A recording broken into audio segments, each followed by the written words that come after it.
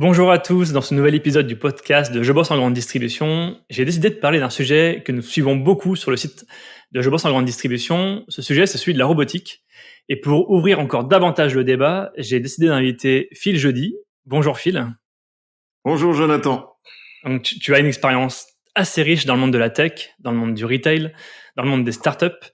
Et en préparant ce podcast, j'ai essayé de te présenter en 2 phrases. Et honnêtement, je n'ai pas réussi. Donc, est-ce que tu peux commencer par te présenter? En fait, je suis un garçon d'abord qui s'exprime en son nom propre, comme on dit bien souvent. Donc, mes opinions sont personnelles dans ce que je vais pouvoir expliquer durant ce podcast. Comment me décrire? Je suis un ancien tech CFO qui est parti dans la Silicon Valley pour être une espèce d'introducteur de technologie pour les grandes entreprises. Et voilà, donc expert en nouvelles technologies. Il y a le mot expert. J'apprends tous les jours. Un grand curieux, et puis c'est un monde qui bouge tellement. Bon voilà, c'est moi-même non plus, je n'y arrive pas. Aujourd'hui, concrètement, tu travailles pour qui et quel est le spectre de tes missions? En fait, je suis dans le retail depuis grosso modo 2015. J'ai rejoint une grande famille française que j'ai aidé dans sa découverte technologique pendant quelques années. J'ai travaillé de très très près avec le CTO de Decathlon aux US, et ça m'a fait rencontrer une entreprise qui s'appelle Simbi Robotics, que j'ai rejoint l'été dernier pour développer les activités internationales d'une façon générale. Donc mon spectre, c'est les retailers, expliquer ce que Simbi propose, ce que cette entreprise, quelle est sa solution et quels sont ses bénéfices. Et je m'occupe de tout ce qui est en dehors de l'Amérique du Nord. Tu es chargé un peu du développement, du déploiement de Simbe, plutôt Europe, si j'ai bien compris? Je discute avec des gens en Amérique du Sud, Australie, Aussi? Mmh. Europe. Je me suis arrêté. J'ai pas été explorer l'Asie ou l'Inde, même si j'ai discuté avec le CIO d'un des plus grands retailers local. Mais voilà, il y a déjà beaucoup à faire. Je sais que tu connais bien le marché américain, au-delà de la grande distribution, hein. Quelles sont en fonction de ton expérience, mais quelles sont les différences notables dans les mentalités américaines versus les mentalités européennes? Ouais, l'Amérique, c'est le pays du business en fait. Donc la religion du business est très forte. Il y a une très belle culture technologique naturellement. Et puis il y a des régions qui ont été novatrices depuis des décennies, depuis très longtemps, dont la Silicon Valley, où en fait est basée l'entreprise et où j'ai passé, on va dire, une douzaine d'années. Donc c'est une culture où la technologie, elle est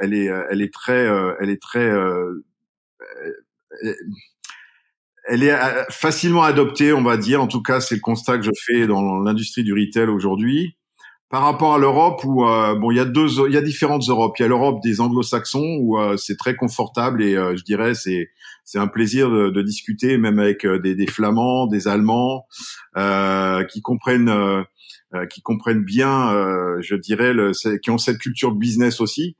Le monde latin, c'est beaucoup plus. J'ai l'impression des fois de parler à des hommes politiques plutôt qu'à des entrepreneurs, où on est systématiquement je dirais la façon de parler, et pas véritablement avec cette culture business que je retrouve aux États-Unis, que je continue d'observer, même si c'est plus mon terrain de chasse. Et puis d'un point de vue technologique, il y a des variances, mais bon, la France en particulier, c'est assez pathétique, puisque le terrain est occupé beaucoup par les entreprises d'IT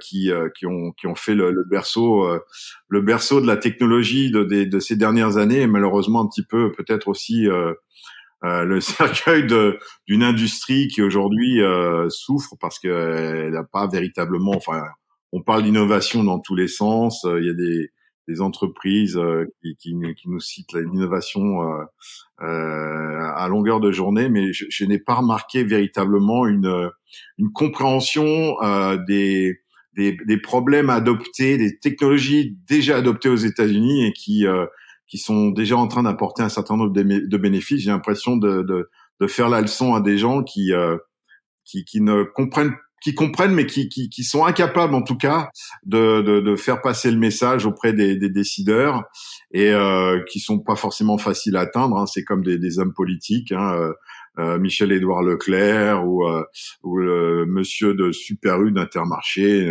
passe nous raconte des belles histoires sur LinkedIn, mais ce sont des gens à qui il faudrait expliquer ce qui se passe et qui malheureusement ont des armées de digital transformers qui eux bon voilà, quand on commence à me parler de digital transformation qui est vraiment le maître mot en France, je tremble.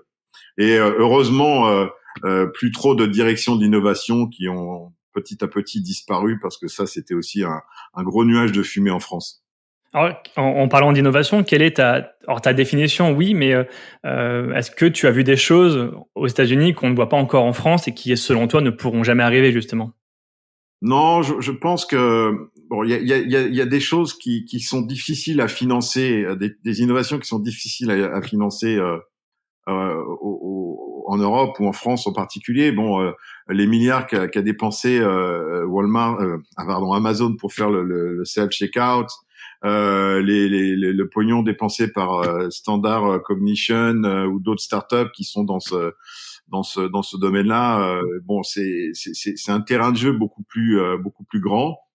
Et donc une plus grande facilité de tester, de faire des choses, sans parler d'Amazon qui voilà, qui est une entreprise technologique depuis le démarrage, et ça fait depuis très longtemps qu'ils sont là-dessus. Non, je pense que les choses qu'on voit et qui sont vraiment disruptives, qui sont vraiment particulières, c'est plutôt en Asie qu'il faut aller voir. Je pense que clairement la Chine a dépassé un petit peu tout le monde, et il y a des choses qui sont effectivement utilisées en Chine, qui ne sont pas encore dans le monde occidental, qui ne le seront peut-être jamais, parce que il y a effectivement des freins par rapport à la privacy, il y a des freins par rapport à l'utilisation de la reconnaissance de visage, etc., etc. Donc bon, il y a à l'échelle, il y a plus de choses qui se passent au niveau des États-Unis dans les nouvelles technologies qui sont arrivées.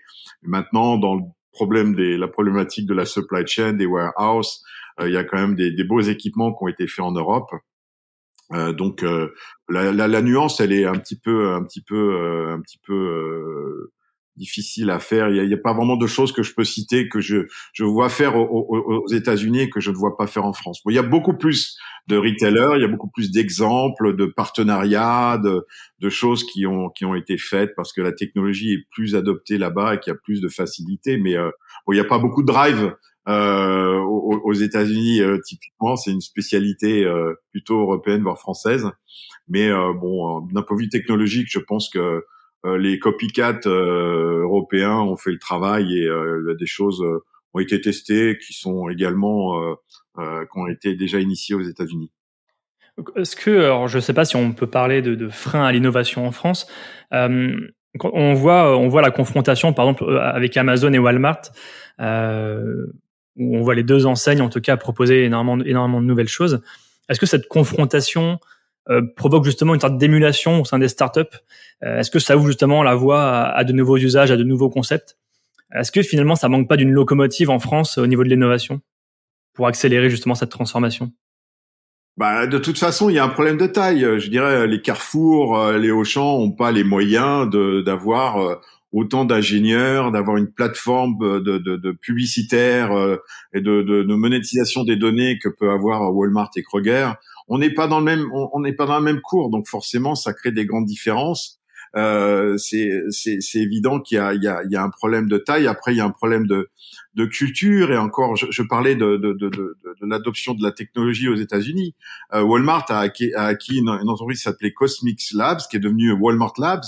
Ça fait des paires d'années que Walmart a testé à droite, à gauche, tout ce qui peut se tester en termes de start-up au niveau des données, au niveau de l'automation, de la robotique, etc. Donc je pense qu'il y avait, on en est encore avec des incubateurs où genre plug and play à Paris, où on se fait plaisir, voilà, avoir une petite revue là d'une dizaine de startups tous les ans. Les directions d'innovation ont disparu ou alors sont inexistantes, en tout cas dans le schéma de processus de décision pour ceux qui existent encore. Donc il y a aussi la façon dont on est prêt je dirais à adopter une innovation, une nouvelle technologie en France. Ça passe par un chemin qui est très très complexe, très compliqué, alors que depuis très longtemps, depuis plus de 10 ans, aux États-Unis, il y a effectivement des boulevards de possibilités de discuter avec des gens chez Target. Target a fait des allers-retours, qui a promis plein d'innovations, puis qui a été obligé d'arrêter, qui s'est focalisé plutôt sur les magasins, etc. Mais voilà, on n'est pas dans la même dimension, et c'est pas un hasard si c'était des centaines de grappes de retailers français qui tous les ans allaient à New York pour aller voir un petit peu ce qui se passait, se faire balader par tous les grands spécialistes des croqueurs de learning expédition à New York ou ailleurs. C'est pas un hasard si les États-Unis ont souvent été l'exemple, parce qu'il y a un terrain de jeu qui est beaucoup plus grand, plus habitué, et ça reste encore compliqué d'accéder aux decision makers en France ou en Europe. Il y a des exceptions, mais bon, c'est voilà un petit peu les schémas tels que je les vois en tout cas. Ok, tu parlais en intro de Simbe Robotics, donc tu es très proche du développement. Simbe Robotics, c'est un robot qui se charge d'effectuer les inventaires dans les rayons des magasins. Est-ce que tu peux nous en dire un peu plus, enfin nous décrire un peu plus ses fonctionnalités? Bon, en fait, c'est un robot qui a la capacité, grâce aux différentes technologies qui ont été mises en place au niveau du hardware, avec les différents types de caméras, le logiciel, les différents types de perception de reconnaissance d'image, permet de collecter un certain nombre d'informations de façon très rapide, sans déranger ni les vendeurs, ni le personnel du magasin, ni les clients, et qui permet de faire un tour quasiment exhaustif, à 20% près d'un hypermarché, dans des délais très courts, et qui permet je dirais de fournir toutes les informations nécessaires pour que le magasin améliore, je dirais, sa production, améliore les différents business cases dont ils ont besoin. Bon, on s'adresse essentiellement à tout ce qui est rupture de stock, les reconnaissances de prix, les erreurs de prix, et puis tous les bénéfices qui peuvent en découler, puisque bon, les inventaires qui sont faits par le personnel dans le magasin deviennent absolument inutiles, et le personnel peut être utilisé à des tâches plus productives. Voilà un petit peu le schéma du robot, de son fonctionnement et de sa solution. Donc le robot, en fait, comme tu l'as dit, hein, il parcourt les allées du magasin, il détecte les ruptures, et donc il alerte ensuite 2-3 fois par jour, c'est ça, environ les équipes en magasin, pour qu'elles soient plus efficaces pour combler les ruptures en rayon, c'est ça, hein? En fait, le robot fait son travail, c'est-à-dire que jusqu'à 3 fois par jour, si nécessaire, il va parcourir tout ce dont on s'est entendu avec le retailer, on va jusqu'à 80% d'un hyper, d'un grand hyper. Et puis après, on va effectivement, j'ai cité les deux cas. On est capable de fournir en fait les informations dont le retailer a besoin, qu'il est capable d'intégrer, qu'il est capable de traiter. On est une machine à data qui fournit toutes les informations nécessaires, tout ce qu'on peut détecter à travers la lecture des étiquettes, les produits qui ne sont pas sur l'étagère. Toutes ces informations-là sont fournies. On peut décider de faire tourner le robot une seule fois par jour, 3 fois par jour. En fait, c'est une solution qui s'adapte un petit peu à la façon dont le magasin est organisé, ou on réfléchit avec la direction du magasin pour voir comment on doit fournir des informations, ou comment on pourrait améliorer le process du magasin. Enfin, il n'y a pas de formule standard en fait. Il y a tellement d'informations qui sont fournies. Aujourd'hui, une entreprise comme CBI, le robot fournit des informations qui n'ont jamais été fournies à ce jour par n'importe quelle solution. Je sais qu'il y a on a des gros concurrents qui ont levé beaucoup d'argent, qui sont bien implantés en France depuis très longtemps, qui vous expliquent de plein de choses qu'ils peuvent faire. Il n'y a pas aujourd'hui de solution qui soit aussi efficace qu'un robot dans un grand magasin pour détecter, pour relever autant d'informations. Il n'y a pas d'entreprise aujourd'hui qui ait autant de robots que Simbi Robotique qui fasse ce travail. Que ce soit très clair. Est-ce que tu as des chiffres à nous remonter justement sur les performances du robot? Est-ce que vous avez constaté peut-être moins de ruptures ou constaté une hausse du chiffre d'affaires ou une hausse de la productivité des équipes?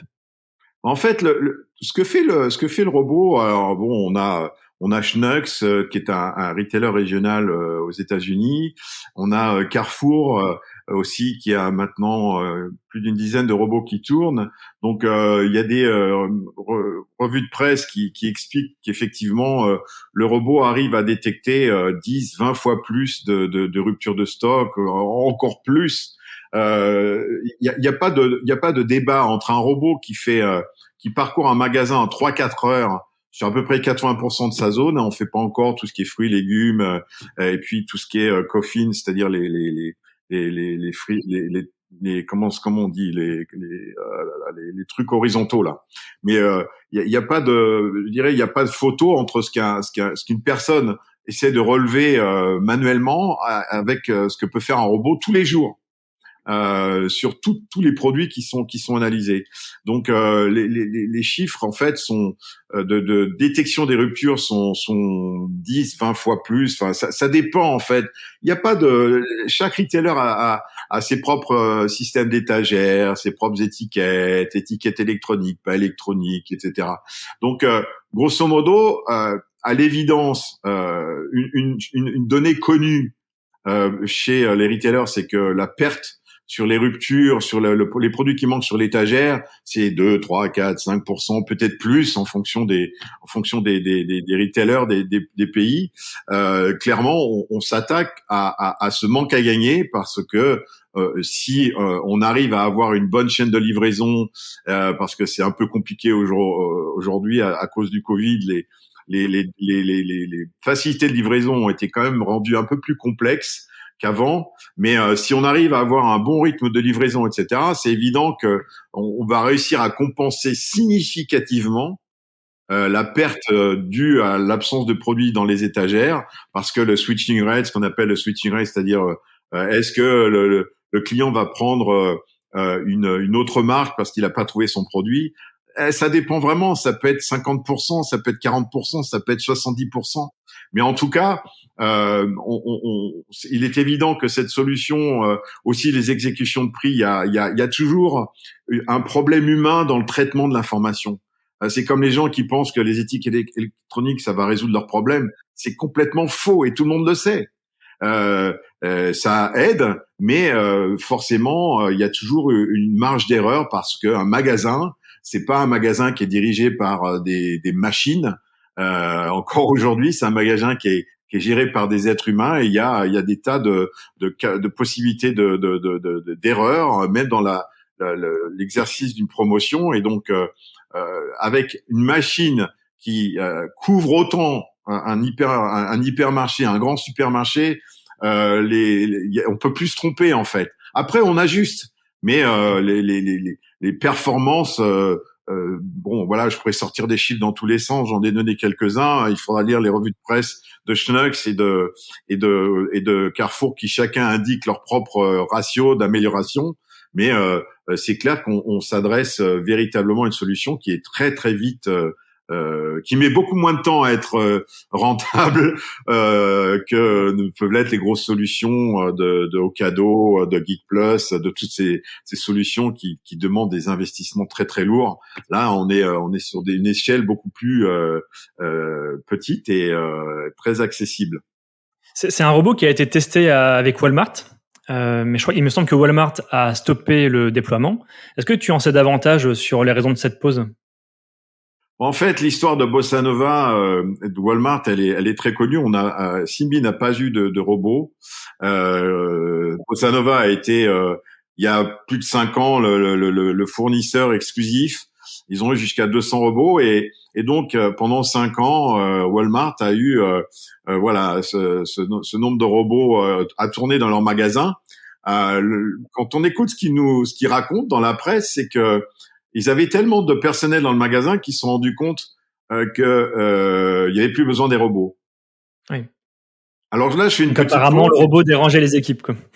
Oui, oui, oui. Ce qui franchement est sinon risible, du moins ridicule. Et je pense que c'est pas pour défendre la solution que je représente, mais c'est vraiment c'est ridicule, c'est grotesque. Et naturellement, bon, Bossa Nova a un petit cousin qui s'appelle Zipedi en Amérique du Sud qui a les mêmes problèmes, c'est-à-dire des robots qui ont il y a un problème de design déjà à la base. Il faut regarder un petit peu les robots qui existent sur le marché. Et quand vous voyez le robot de Bossa Nova ou même le robot utilisé par Trax au Portugal, c'est des grosses machines. C'est évident que on voit mal ces robots se déplacer facilement, sans déranger, sans faire peur, etc. Donc il y avait un problème de maniabilité. Alors la computer vision, c'est facile de faire tourner des robots avec des caméras et qui prennent des photos, c'est pas le problème. Mais il y avait à la base des problèmes aussi de fonctionnement du robot, pas uniquement au niveau du design, mais au niveau des batteries. Ils ont eu du mal en fait à démontrer le business model parce que en fait, quand on essaie de vendre des robots comme des solutions de robotique, comme voilà une entreprise que Shitek qui est allée chercher un robot en Allemagne, vous imaginez le coût de ce type de solution, de faire fonctionner du software par là-dessus. C'est quelque chose qui est très compliqué parce que il faut réussir à démontrer au retailer, d'abord le convaincre et ensuite démontrer de la performance du robot, c'est-à-dire comment le robot va réussir à améliorer la performance, la rentabilité du magasin. Et ça, c'est très compliqué et clairement Bossa Nova avait pas obtenu ce niveau de maturité parce que bon voilà, issu d'une université, voilà une entreprise que j'ai rencontrée en 2016 en même temps que Simbi Robotics. Donc je les ai rencontrés à la même époque, mais c'est évident que bon il y a eu des problèmes de priorité, d'indication des modèles de performance qui visiblement n'ont pas été satisfaisants pour Walmart, qui a voilà d'un revers de la main qui a choisi d'arrêter la solution. Mais ils vont y revenir selon toi ou viendront. pas? Ah, ils vont revenir. Pardon? Ils vont revenir sur leur décision. Enfin, ils vont sûrement redéployer à Je un ne moment sais ou à un autre. pas. Je ne sais pas parce que aujourd'hui Walmart a une telle roadmap que effectivement je pense que de toute façon une solution de robotique qui va vouloir aller se remettre les mains dans Walmart après ce qui s'est passé, ça va être compliqué.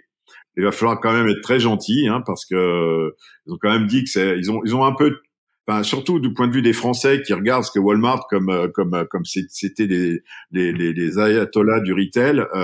Bon, ils ont quand même foutu un petit peu le boxon dans l'industrie, à essayer de voilà à passer le mauvais message, alors que bon, on sait très bien que bon, nous on a déjà 2 exemples qui montrent que voilà Schnucks qui a démarré avec 15 robots. Carrefour qui a démarré avec quelques robots pour un pilote et aujourd'hui je pense que ces entreprises sont pas plus idiotes que Walmart et ont réussi à trouver leur modèle de performance parce que je pense que c'est avant tout un enjeu de performance du magasin, de rentabilité, de ratio, de comment fonctionne un magasin plutôt que véritablement un problème technologique. Et ça, il faut réussir à trouver les bons interlocuteurs, il faut avoir fait le travail. Simbi a démarré en 2014 avec le même robot, le software, le tout développé en un, et puis ils ont appris. Moi, je les ai rejoints cet été, mais je les ai rencontrés en 2016. J'ai vu leur évolution. Ils ont appris, ils ont rencontré tout ce qui est retailer sur le marché américain. Ils ont eu pas mal d'appels venant de l'extérieur. C'est comme ça que le robot s'est retrouvé à Carrefour aux Émirats Arabes Unis. Bon, on apprend aussi. C'est une entreprise qui a appris avec ses clients et je pense que c'est ce qui a fait la différence et qui n'a pas réussi à marcher c'est pas voilà la problématique du robot, c'est une chose, mais comment on active les business cases, comment on arrive vraiment à faire tourner le robot avec un coût qui rentre dans le business model du magasin, c'est toute la subtilité du truc. On en est où en France? Parce que, ou en Europe d'ailleurs, on a Auchan au Portugal qui a déjà, qui expérimente, il me semble aussi le robot. Mhm. On a Géant Casino à Pessac. Est-ce que tu as d'autres pistes ou d'autres pays européens qui sont en train de mener des tests? Et est-ce que selon toi, il y aura un déploiement peut-être dans tous les géants de France ou dans tous les Auchan de France à l'avenir? Bon, je vais être très discret quand même parce que bon, je parle beaucoup effectivement, mais je pense qu'il faut Sois savoir être discret. discret. Donc, on a eu effectivement les informations d'un pilote dans un casino à Pessac qui a suffisamment tourné. J'ai pas de commentaires particuliers à faire. On l'a vu passer à la télévision. Ça fait C'est un 2 ans qu'il projet tourne, hein. c'était un projet d'innovation initié en 2019 par certaines personnes à la direction de casino. Mais bon, évidemment, comme je l'expliquais en introduction, c'est une technologie qui n'est pas encore parfaitement comprise. C'est une technologie qui demande, je dirais, un certain niveau de. Il faut être prêt en fait. Il faut avoir les bons décideurs autour de la table et il faut comprendre quelles sont les conditions de réussite d'un pilote. Bon, on a beaucoup appris par rapport à ça. C'est pour cette raison qu'on a des succès commerciaux qui sont maintenant qui arrivent. Il y en a d'autres qui vont arriver.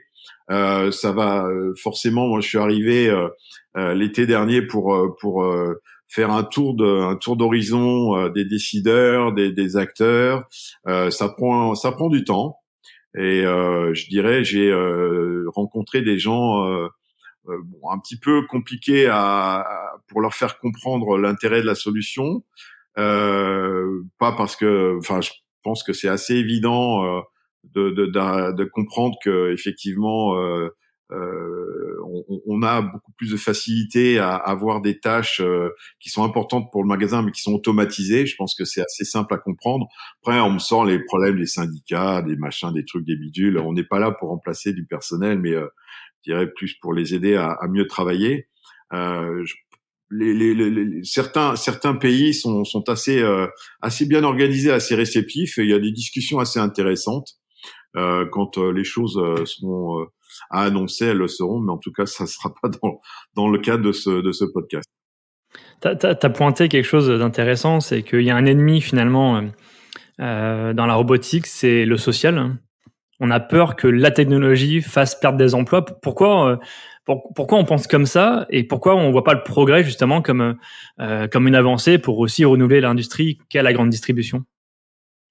Bah, c'est plus à des spécialistes des organisations syndicales d'évoquer le sujet, mais de toute façon, on voit très bien, il y a un grand jeu de dominos qui sont en train de s'opérer. Je te rachète tes hyper, je te les ferme, etc. Il y a un enjeu réel sur la performance et la rentabilité de ces grands magasins. Alors, il faut être aveugle pour ne pas se rendre compte du vieillissement des infrastructures. J'arrête pas de visiter des hyper un petit peu partout. On voit bien que c'est un métier qui est difficile, c'est un métier qui est encore plus difficile aujourd'hui avec le problème de la pandémie. Donc, je dirais, la robotique, elle est là pour simplifier les tâches. C'est évident on peut pas remplacer des gens qui opèrent dans un magasin. Naturellement, c'est évident. Alors les caisses, c'est évident que bon, ça met en danger le métier de caissière. Est-ce qu'on a envie d'être caissière toute sa vie? Est-ce qu'on est heureux quand on est caissière? J'en sais rien. Mais en tout cas, je pense qu'il y a un véritable enjeu d'amélioration des conditions de travail avec l'automatisation et que bon, on accuse effectivement facilement parce que il faut bien gueuler sur quelque chose parce que c'est Même, compliqué. même Il faut virtuellement. et donc effectivement, voilà, je tourne un peu autour du sujet, mais je pense que bon, il y a pas de débat quant à avoir, je dirais, faut aller dans un magasin. Hein, je passe des heures dans les magasins, je regarde les gens bosser. Je pense pas qu'ils aient le sourire. Ils sont stressés, faut courir tout le temps. T'arrêtes pas de courir partout, mais t'as toujours regardez le nombre d'étagères qui sont vides, les erreurs de prix. Bon, ça doit arriver aussi régulièrement. Imaginez une solution qui vous fait le boulot, ça vous permet quand même de vous décharger d'une partie quand même assez pénible dans le travail, et ça permet de se consacrer plus aux clients qui vont on va peut-être être accueillis avec plus de sourire, avec des gens moins stressés par le fait de faire différentes choses. Être catégorie manager dans un hyper, c'est quand même un sacré boulot, et de ne s'occuper que de la logistique, les produits, les clients, c'est quand même agréable de se retirer cette épine du pied qui est de regarder s'il y a parce qu'on sait pas gérer un magasin. Ça arrive, les gens arrivent, ils repartent. On a du mal il y a des entreprises qui vous vendent de l'intelligence artificielle qui vont vous prévoir des ventes, des machins, des bidules. Moi, je retire mon chapeau, hein. Franchement, c'est des monstres, ces gens-là, s'ils sont capables de le faire. On sait très bien que l'intelligence artificielle, elle n'est pas encore là pour faire ce type de prévision. Elle aide, mais d'avoir un système qui permet de faire ça au quotidien, moi, c'est simple, hein. Je pourrais vous parler pendant des heures si j'avais pas, si j'étais un peu fou, de vous dire toutes les conversations que je peux avoir avec des dirigeants à haut niveau, des gens qui décident, etc. Moi, ce qui me plaît, c'est quand j'entends sur le terrain des gens qui disent, vous savez, votre robot, qu'est-ce qu'ils mettent tous les jours au niveau de mon travail. Voilà, faut un peu parler aux acteurs des fois. C'est la meilleure des conclusions. C'est franchement le plaisir que j'ai eu d'entendre des gens qui sont contents d'avoir ces solutions, et moi d'avoir rejoint cette entreprise. Je me dis, tiens, tu fais un bon boulot, parce que tu vois les gens qui sont sur le terrain et qui ont un boulot qui est pas facile à faire. Ben tu te rends compte que ouais, t'avais senti que c'était un truc qui était intéressant, et que bah tu vois sur le terrain, voilà, ça fait plaisir. On va pas encore conclure, même si tu as un peu évoqué les prémices d'une fin déjà. Quelles sont les grandes innovations selon toi de la grande distribution ? Qu'est-ce qu'on va voir arriver dans les prochains mois, les prochaines années ? Ouais, je vais pas rentrer dans je suis pas un beau parleur, même si je suis un peu l'initiateur des chemises à fleurs, des grandes gueules du retail. Bon, voilà, je me méfie un petit peu de ce genre de recettes un peu servies toutes cuites. Une chose est certaine, j'ai apprécié énormément de travailler avec le CTO de Decathlon aux États-Unis, et ça a été très très intéressant, parce que au-delà de lui trouver des solutions qu'il recherchait pour faire évoluer son système d'information, c'était aussi pour moi l'occasion de voir un petit peu concrètement comment ça bougeait tout ça. Et clairement, c'est évident que on voit bien le e-commerce qui a, par la force des choses, pris énormément de parts de marché par rapport au reste, par rapport au physique. Et je pense que il y a encore beaucoup d'améliorations à avoir, sinon dans la shelf intelligence, et comprendre un petit peu c'est quoi cette étagère intelligente, comment ça fonctionne, sortir du PNL basique des contrôleurs de gestion de ces grands retailers qui comprennent rien à ce qui se passe véritablement dans le détail des choses, mais je pense que la supply chain a énormément même si on pense que déjà avec les Ocado, etc., l'affaire est réglée. C'est pas le cas du tout, parce que même les meilleures solutions de supply chain ne sont pas nécessairement adaptées au mode de fonctionnement des retailers, des organisations, de leur centrale d'achat, etc. Donc, je pense qu'il y a beaucoup de choses à voir arriver encore sur, je dirais, l'automatisation qui serait vraiment adaptée. Et pour ça, c'est encore difficile. Je pense qu'il y a tellement d'évolutions qui vont arriver au niveau du retail, dans la taille, dans la façon dont les magasins vont vont se fournir en produits, etc., etc. Moi, en fait, très sincèrement, je pense que il y a ces gens qui vous poussent de la technologie, qui vous bourrent de techno et qui vous sortent des grandes tendances de machin de bidule. Je pense que il y a de plus en plus de business models qui sont essayés, comme la location, le service, etc. On verra ce que ça donne. Mais je pense que c'est ce qui me paraît beaucoup plus les innovations que j'attends, c'est de voir un peu comment les retailers vont s'organiser en fait, vont gérer leurs opérations, vont organiser leur structure de management, leurs différentes fonctions d'approvisionnement, etc. En fait, j'espère beaucoup plus j'aimerais être beaucoup plus prédicteur d'évolution et d'innovation dans ce modèle-là, plutôt qu'au niveau des technologies, parce que bon, ça reste, je dirais, on peut s'équiper de systèmes d'approvisionnement qui vont pas donner leurs effets parce que tout simplement ça correspond pas à nos modes opératoires. Je pense que j'espère en tout cas, je vois arriver en tout cas au niveau des États-Unis, c'est évident, de plus en plus d'inventivité, de créativité dans la façon dont les magasins proposent leur offre, en mélangeant les store in store, enfin trouver des partenariats avec des entreprises qui font mieux leur boulot. Alors ça a été l'expérience de Beta, qui à mon avis n'est pas encore rentable, mais tout à fait intéressante dans une façon de vendre des produits technologiques. Ça va vouloir dire aussi, ça veut dire plein de choses. Mais voilà, je donne plutôt des idées, et une espèce de sentiment de choses que je vois évoluer, plutôt que des prédictions. Je suis trop sur le terrain pour avoir cette espèce de recul, et je parle beaucoup, mais je suis pas un beau parleur, donc malheureusement, voilà, je suis un peu sec pour répondre à tac au tac. Et vu le contexte actuel, c'est très difficile aussi de se prononcer sur ce que va être la grande distribution dans 2-3 ans.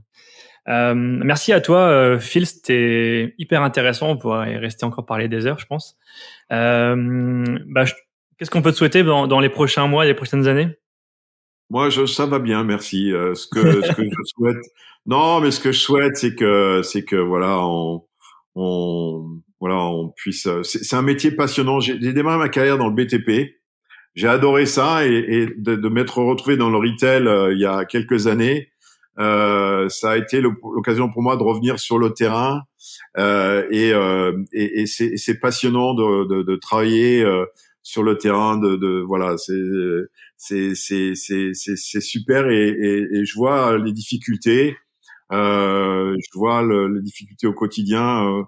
Ça va. Je sais pas ce qu'on peut me souhaiter. Une bonne santé, je pense, c'est important. Merci Jonathan pour ta question. Quant au reste, non, j'espère. J'ai plus de choses à exprimer pour les autres, en souhaitant effectivement que tout aille mieux, que les choses s'améliorent, et que les gens prennent à la fois de sages décisions, patience. Ce petit soupçon de rébellion, mais non, j'ai vraiment rien envie de souhaiter pour moi en ce moment, vu la situation. Une bonne santé, c'est essentiel. Je te remercie pour ta réponse. Ce sera un très bon mot de la fin. Merci Phil de ta présence, c'était un plaisir de te recevoir. Mais je t'en prie, Jonathan. Merci à toi Phil, à bientôt.